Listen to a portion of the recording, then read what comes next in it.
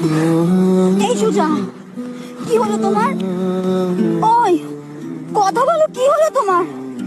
সুজা, কথা বলো না। পুজোর কাজে সে ফুল দিয়ে দেহ সাজে, জীবন যেন কি করবো আমি, কিছু বলতে পারি